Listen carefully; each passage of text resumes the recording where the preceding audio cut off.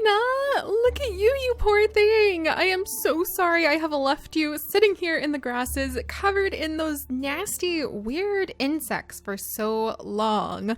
But we are back, you guys, and we are back once more with the Bearyena tribe. So welcome back to our little island where we have had many kind of interesting big-bodied Bearyena bear creatures being born into the tribe and sort of splitting everybody apart in a kind of royal family take-all event. I've really loved their story and I've missed them. It's been a few days. Curses! I had that niche daily challenge, and then, you know what, traveling home from Taiwan and getting jet lag that just knocks you on your rump can really slow things down. But we're back, so let's go ahead and jump back in with the Bearyena tribe and see what adventures we can get on, because I would like to kind of see the tribe move along a little bit, and I would like to try exploring some other islands, or at least the rest of this island. We still have a lot to poke around, including the savanna grass over here, and we've got that really mysterious jungle grass and these mysterious thorns over here. It looks like there's a lot of thorns in here actually, so I would love to do some more exploring, maybe see if there is something within that area that would actually open up more of the mutation menu so that we could assign some new mutation abilities to our tribe. And then I would really like to see just how many creatures we can kill. To be completely blunt, I would love to see how strong we've become, and if we take the strongest among us, who I think is actually Miana, curses for her doubled up immunity that makes her so sick, and if we had like Owlclaw, who I think Owlclaw and Salsa are the two strongest creatures on the entire island right now. But if we had like a bunch of royal family warriors who were super strong, big body, the bear claws, they've got all of the bits and pieces to really take other creatures out. I think it'd be kind of interesting to send them out to other islands and throughout the world and see how they would fare if we fought against things like the balance bears, and if we went over to the jungle areas, and if we could manage to defeat all of the apes. I think that might be something that the heart of the Bearyena bears might show up in the Bearyena tribe in the future. So what do you guys think about that? We might make that the arc with our Bearyena tribe of trying to see if they're strong enough and if they can keep the infighting down enough to actually be able to go out into the other islands and to conquer everything, to be the biggest, fiercest, toughest predator out there. So that's probably going to be our goal with them. Also, I did come up with a fun idea that you guys might see, where there may be some fighting between the royal family members, where we might be able to have some very agitated young ones who might want positions in the family. We might have a way of making them kind of fight amongst each other that we'll look into in the future, but that'll be for later. I just wanted to kind of drop those hints because with doing daily niche, we're gonna need every little bit of pinch of extra story and challenge that we can offer ourselves. More on that in a special update maybe later today too, so just keep your eyes open for a very, very special niche challenge update that will be coming up that all of you guys are welcome to participate in. So all of that aside, let's jump back in. We've got some babies about to pop. We have Sapira over here getting ready to have another one of the children of Salsa. So far this has proven to be a mega match. They have been having healthy children with tons. Oh, I forgot about Zoku and his like 9 strength. That's right, the young Prince Zoku was born last time with super duper strength. I mean, 9 strength, that's ridiculous. That is absolutely ridiculous. And he has upset the balance because now his older brother Nuvan has no chance of inheriting kind of like this side of the family and inheriting all of those who follow Salsa, which include Tata and Tata's family and their children, and the 2 slaves that they've got, Dukta and Duk. So we've got these 2 here as their servants. A lot of you guys, they're honestly slaves, but I understand that makes a lot of people uncomfortable to think about, so we'll call them servants, I suppose. But I don't want to like gloss over the fact that yeah, they're kind of slaves in this family. We just gotta accept loved it. But these two, Duke and Dukta, as the servants of Salsa, kind of represent more power because they can go off, they can collect up the grass, they can collect up clams, they can collect up the food to bring to what is kind of this royal family. And that kind of sucks for them, or at least I would say they could collect things up, but they don't have very good skills because they were born to a rogue father. So curses for them. We've got this little group going on up here with Casti and Taro. Taro is really interesting. He is kind of becoming super duper camouflaged. I really like that about this group because this group is born from Soku. Do you guys remember him, or Roku?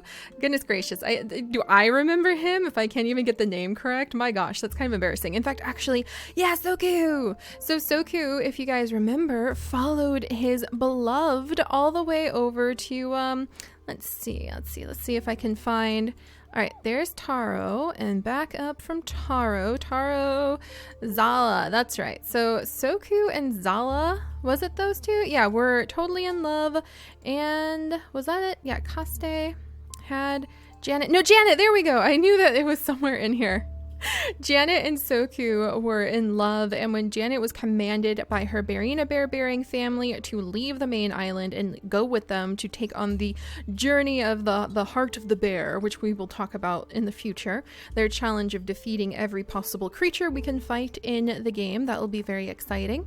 Then Soku followed along in the shadows, and here are his descendants continuing their life in the shadows. And I think what I would really love for his descendants is the ability to eat the poison berries again, for them to be able to get the poison fangs back. I think that would be really cool. And I also really love this moss brown fur. I think that these guys, I want to continue on their branch, the family tree, by making them blend into the grasses, be really highly camouflaged, and also gain back those poison skills. So push come to shove, if they ever have to confront and fight against some of these strong and commanding big-bodied Bearyena clawed, Bearyena jawed creatures that they might run into, they might be able to defend themselves through the use of poisons.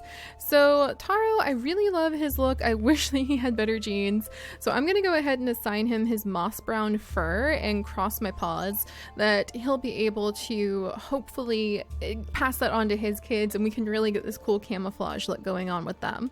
Speaking of kids, he's going to have to live long enough to have kids of his own, but I'm thinking he might be able to woo one of the lovely ladies on the periphery over here. Or he might even try to strike straight for the heart of the royal family on this side, where we have Owlclaw and his mate Miana currently raising their son Karu, or their son Adolf, and then we have Karu, who has kind of been paired off with Adolf. Sorry that I'm just like butchering that name. Ado, that's right, we were just calling him Ado. But they've been paired off because they happen to have the Bearyena jaws as well as the claw, and I think they have the body type too. They have big body. That's right. She doesn't have big body, but because she has the hind legs and because she has the snout, right now she's paired with him, even though they might have unhealthy children. So that's kind of like a match made between two best friends, because we have Sakuro here, and he is the best friend of Owlclaw. They grew up together. They were really great friends. Owlclaw is the leader of this side, and his group has been super prosperous and is gaining more strength and power because they've been having so many babies. And that is making Salsa look up and go, hey, wait a second. So I think Salsa might actually try to come over and convince this friendly Bearyena to join their side, so that hopefully his daughter Aliyah will be able to breed with that Bearyena and invite more of that strong, like prime, really powerful predator heart, that really big strength into his family line. So we'll have to see where that goes. But right now Owlclaw is kind of like owning it because he's also got more land, he's got more people under him, and he also has two servants of his very own. Unfortunately, Nia is about to pass away, and I am so sad about that. I had no idea I was going to fall so deeply in love with little nanny Nia, and I wish I had her have children somehow. I don't know how she could have had children children. I think any children she had, probably if they had been born with like no paw or a crippled paw, would have ended up becoming like a servant of the tribe anyway. But I guess the servant groups need to like propagate a little bit, please, or else I'm gonna run out of them. But she has been Miana's nanny since Miana was born, and she's about to pass away of old age, and I'm really gonna miss her. And Miana, I think, is gonna be pretty upset about that because she got used to being pampered, and it's not like this newest one, Kirvanvan, that they found is very good at his job. He's not the best at actually gathering anything. He's good at gathering roots, and that's like it. And Miana really wanted somebody to pamper her and line her nest with only the freshest grasses, like Nia has done her entire life. So that's going to be interesting, and I think we may see in the future an attempt to sort of build up the servant class so that we can have them assigned to individual princes and princesses from the 2 royal lines that we have developed. And if we run out of servants, then we might end up having servants picked from the medium body group. The medium bodies are like our middle hierarchy, and that might be really, really interesting. So all right, there's enough of that story ramble. 2 babies on the way. I hope that they're gonna be healthy, good babies. I don't think I ever assigned Sapira anything. In fact, let me go ahead and assign, I want her to have dots. I want her to pass on dots. So is it this one? Yeah, so I want her to pass on dots. And is there anything, there's not really anything in her person or in her genetics I want her to pass on, because if we try to put anything in there now, we might not pass out snout and claw. But let me double check just to make sure. Oh, the snout is available now. Oh, that's fantastic. Look at that. And the claw is available. So I think the only thing that is not available, there's platypus, gills, velvet paw, toxic body, there's fishing tail, swimming tail, sneaky. There's the hind legs. So we'll go ahead and put snout and hope that she can pass on the snout. And then Salsa, I feel like he would possibly pass on his red fur. That's like his personality trait, his thing that really defines him. And then if he could pass on another trait to his children, I'm going to say let's go with the snout, because if we go with the hind legs, then they're going to be really slow. So we'll go with the snout on them too. So hopefully they'll have some healthy ones. Miana, the snout, again, on this side would definitely define Miana, because that's kind of what made her the royal princess when we first had her. But conversely, I kind of feel like Owlclaw, one of the things that defines Owlclaw to me is actually his like cracker jaw. But I don't know. Yeah, we do have cracker jaw now. So I wonder, I actually feel like Crackerjaw is one of the things that defines him, but actually if I had to pick, since what we do with this version of Niche is we assign one of these permanent mutations that the creatures can pass on to being something that represents the personality of that creature in some way, even if it's a negative trait. And then the second one, we try to use that slot for something to improve that branch of the family tree. And for Owlclaw, I feel like passing on his chestnut brown fur is actually what I would want. So we'll put chestnut brown fur on him. And then for his children, I feel like Bearyena claw is what we would want to pass on. So in Miana, we'll put down Bearyena claw so that we can keep that really strong strength up. All right, there we go. Oh, and we have another baby coming in with little, oh no, Elise! That's so sad. Elise and Sakuro have been in love for so long, and she's about to pass away too. She definitely has dots as something that would define her family. And something to improve this line. I think Crackerjaw. I want to make sure Crackerjaw continues on, but it looks like I don't have to worry about that with their line. So maybe anything I could change. I kind of feel like we should have, if they're going to be medium bodied anyway, let's make them faster. So do I have runner's leg? Lean body, spiky body, armored body, digging trunk, dun dun dun. I'll pretend I didn't see that, since there's a couple things I still have not discovered with our Yukir tribe just yet. Where is everything? Looks different.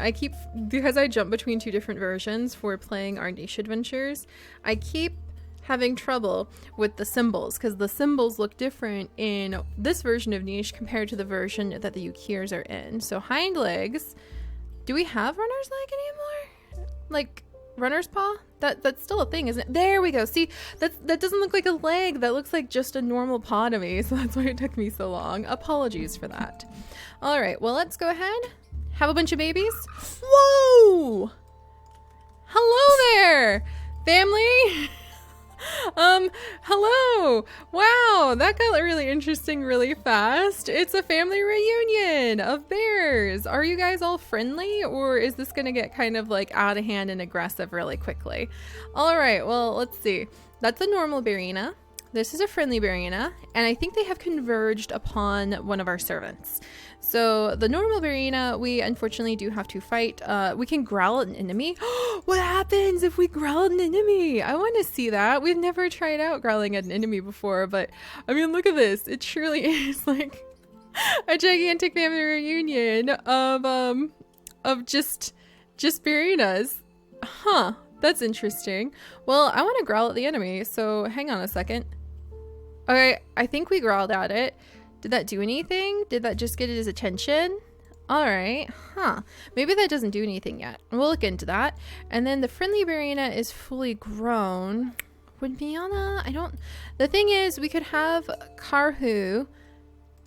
This branch of creatures tend to only mate for life, so we could have Karhu become the friendly Bearyena's mate, but she's been promised to Adolpha, and I don't think they would break that up. So I think that Salsa might tell his daughter, who can only move like at the speed of molasses, to try to wiggle it over there. So we'll have to see how that'll work out. All right, meanwhile, friendly Bearyena, and then we've got the big spiky Bearyena, who might be after our brand new daughter Ranako, which is actually a pretty name, so I'm going to leave that. That's a pity. Even after I set that super special snout, she didn't end up with it, but she has 7 attack. Oh my gosh, that's pretty impressive. All right, let's try. I roared again and it didn't do anything, so I guess roaring doesn't do much. Kirvanvan is technically supposed to like try to defend. I don't think the servants are actually expected to defend their family members, to be completely honest, so we might move him in a second. But let's have Owlclaw step in, and well, that was quick work. a little bit on the aggressive side for this family, and I think that Kirvanvan would like run for it. He is their servant, but I don't think he would want to be around if there were some Bearyena, so I think he would run to the edge of his allowed territory. So that was an interesting family reunion, and we ate like a cousin, but that's kind of how we fight when you're Bearyenas. It's really weird to fight and eat them when you're like a hybrid creature, but they're vicious predators. I mean, lions do that too, so all right. And then we'll have little Kiki jump over here. Her mother, Ashia, is going to pop over and teach her daughter how to open up nuts. And then Tata, I think that our young Tata might actually be very happy just with his small family over here. His friend Salsa might jump over and have something to say. Oops, I was trying to destroy that berry bush. I think Salsa would have something very strong to say to Tata about hurrying it up and having more children, because he's got like just this group, and meanwhile Owlclaw has this whole group which is constantly expanding. So Salsa is probably trying to encourage his friend to hurry up and have more kids so that they can be a little bit more powerful in this group, or at least keep up with them. And I also think that Salsa will have called out to his young son Nuvan, and would have told Nuvan, with his big body but no longer the heir to the family tree, since his brother Zoku is much stronger than anyone on the island. In fact, Zoku, if no one else is born stronger from Owlclaw's line, Zoku would become like the immediate inheritor of the entire island, which would be kind of amazing. So Zoku, you're kind of way up there right now, buddy. Let's give you a little yellow icon to denote that you are the highest of the high princes. And Nuvan, very cranky, doesn't really like his younger brother. I could see him causing trouble with that. Well, Nuvan, I think, would be told by his father Salsa to go out and find some new lands, because Salsa is beginning to realize, hey, Owlclaw and his group have so much unexplored land, so much unexplored territory. What if they get all the good stuff first? So I think Salsa would definitely encourage his son Nuvan to hurry it up and start investigating into the depths of the island and trying to find more areas that they can start poking and exploring. And I think that Nuvan, as a big-bodied creature, which means he can command any of the lower caste on the island, would call Dukta after him and make Dukta do all of the hard work of clearing away the grasses while Nuvan moves around, and he's there for like physical protection at least because he's got more strength. Well, actually they're evenly matched in strength. Oh my gosh, I don't think that the Nuvan would be very happy. He's like bossing this like servant around, and I don't think he'd be very happy to find out the servant's just as strong as he is.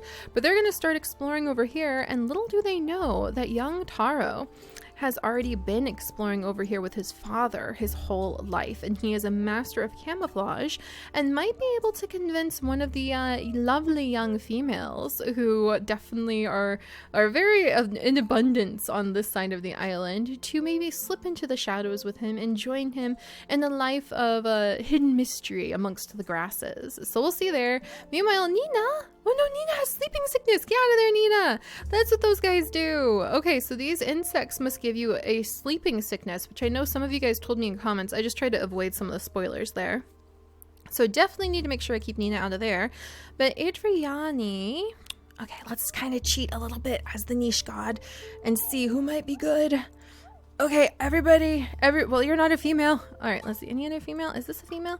Rimana. Oh, it's so sad that her mother passed away. Okay, so these two females would be great to pick from as potential mates for Taro.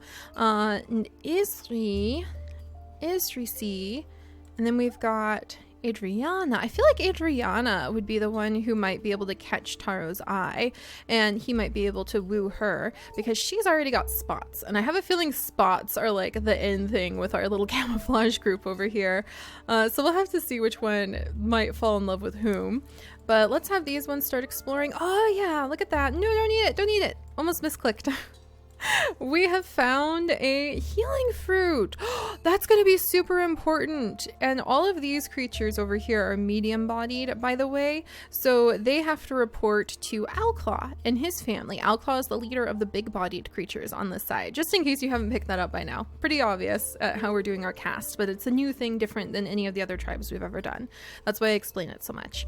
Anyway, they're going to have to call out to Owlclaw because now Miana, the sickly queen, can finally have another healing fruit, so that'll be really useful.